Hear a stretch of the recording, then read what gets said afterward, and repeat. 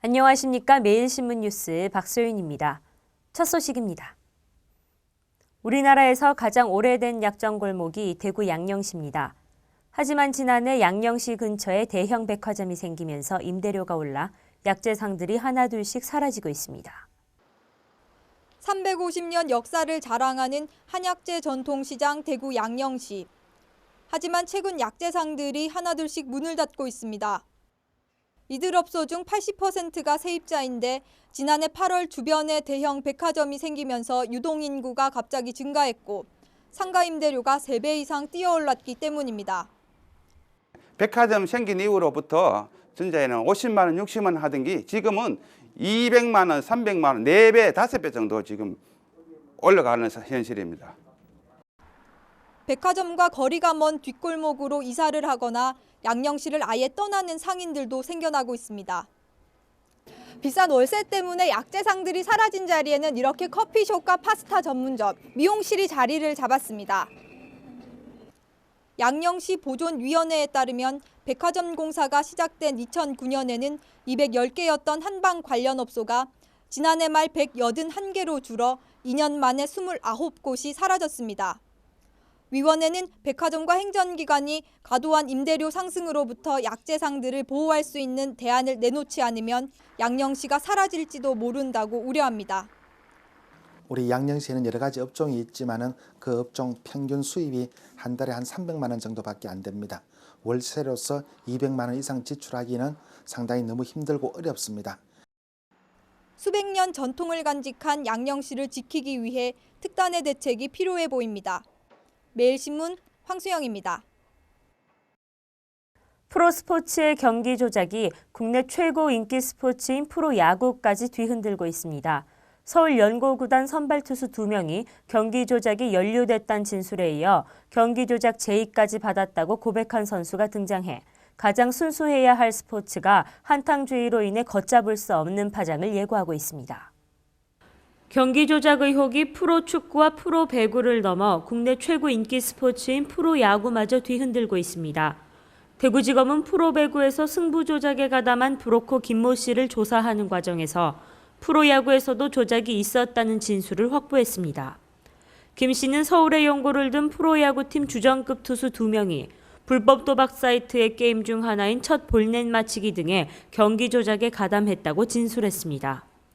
야구는 다른 종목과 달리 전체적인 승부 조작보다 고의 사구 등을 통해 경기 내용 일부를 조작하는 것이 쉽다는 점에 착안한 것으로 보입니다. 이에 따라 검찰은 브로커들의 진술을 토대로 프로배구는 물론 프로야구와 농구 등 프로스포츠계 전반으로 승부 조작 수사를 확대할 방침입니다. 교육과학기술부가 교사 신규 채용 개선 방안을 발표했습니다. 교육과학기술부가 교사 신규 채용제도 개선 방안을 발표했습니다.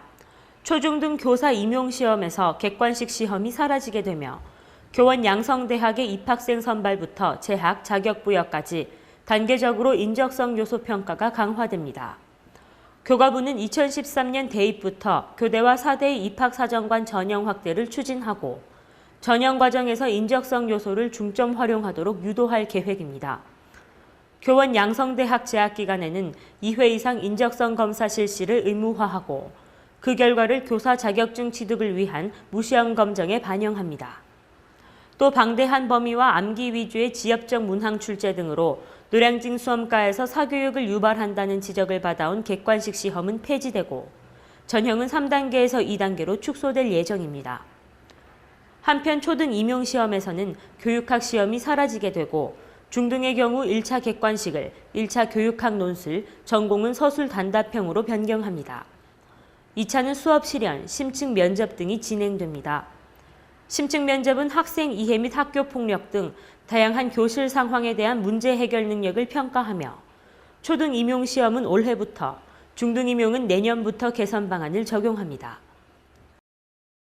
지난해 국제 원유 가격 상승 등의 여파로 교역 조건이 글로벌 금융위기 이후 가장 나빠졌습니다.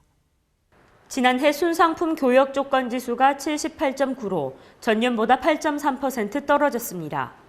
2008년 마이너스 13.8% 이후 최대 하락폭입니다.